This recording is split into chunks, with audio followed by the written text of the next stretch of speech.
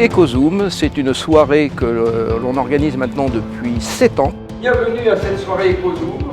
À l'occasion de cette soirée, on met en exergue le baromètre EcoZoom que l'on tire de notre banque de données déclarative où tous les cabinets d'expertise comptable font des déclarations de TVA, de liasses fiscales, de charges sociales et on tire des éléments statistiques concernant l'activité, l'investissement et l'emploi.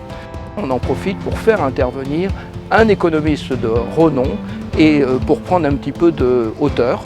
On s'est tourné vers Agnès Verdier-Molinier. Où en sont les lois qu'elle avait préconisées au futur président dans son livre qu'elle a édité, où je crois c'était début 2017, juste avant les élections présidentielles. Puis quand est-ce qu'on a commencé à diminuer les déficits publics? La région Occitanie a plutôt plus de chômage qu'ailleurs, il y a plutôt plus de fiscalité qui pèse sur les entreprises. Ce qu'il va falloir faire pour relever le défi de faire baisser le chômage dans cette région, c'est surtout faire baisser la fiscalité qui pèse par salarié.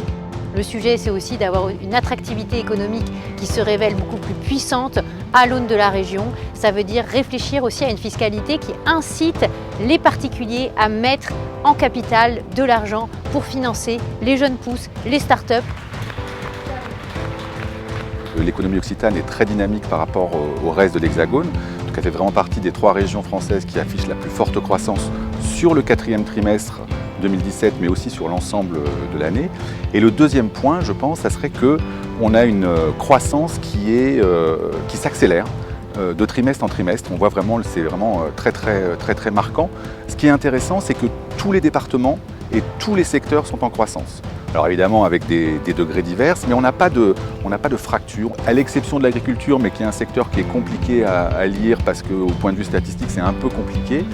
On a des secteurs qui sont très dynamiques, on a le bâtiment qui est extrêmement dynamique, où là on a des taux de croissance qui sont faramineux par rapport à ce qu'on peut voir dans le reste du pays. On a une industrie qui est très forte, un commerce qui est aussi très élevé. Le commerce, c'est un indicateur intéressant parce que le commerce, ça vient de la consommation des ménages, ça veut dire que les ménages ont confiance, ça veut dire qu'ils consomment. Les pistes pour la croissance et l'activité, si je devais en retenir 2, je citerais la simplification de la vie des chefs d'entreprise qui sont submergés de difficultés, de complexité, de lourdeur, etc. Donc ça serait vraiment un premier point. Le deuxième, je dirais, ça serait la fameuse transition numérique dont on parle partout. C'est vraiment une mutation en profondeur des entreprises, y compris des petites entreprises, mais il y a beaucoup de relais de croissance dans ces 2 domaines.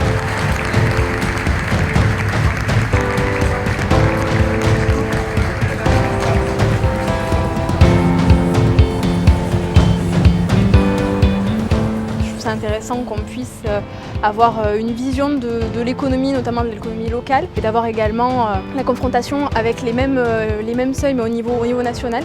Je pense que c'est important dans nos métiers d'expert comptable et de commissaire aux comptes d'avoir une analyse économique, macroéconomique, microéconomique des entreprises et de l'activité dans laquelle elles s'implémentent. C'était vraiment une belle soirée, on a pu avoir 2 intervenants de qualité, un bon moment de partage avec nos clients.